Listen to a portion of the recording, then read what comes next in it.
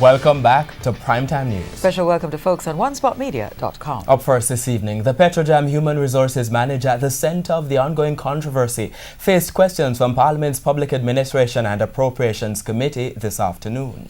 PAAC members raised questions about how the compensation package for the post increased by about $2 million within the first 2 months of her joining the entity. The HR manager, Yolande Ramharik's salary was increased from about $10 million to a little over $13 million shortly after assuming the position last year, February. This is inclusive of a basic pay of between $6 and $9 million plus annum, plus duty allowance, discomfort allowance and traveling. All the benefits, savings and all the other components to it, then the total compensation would be $12 million. No. The starting one. The six to nine, you said, was the basic. Yes.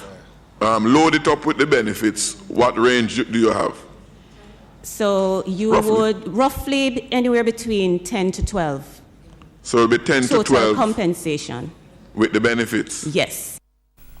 Acting Manager of Refinery Optimization and Business Support at Petrojam, Telroy Morgan, was also questioned about the movement in Ms. Ramharik's salary. Based on the information I have, there was a salary change during 2017. About when in 2017? I think perhaps a month or two after the start date. After the start? Correct. So she would have come in at 10 and then it jumped to 13 in a month or two? That's what the information is showing. Okay.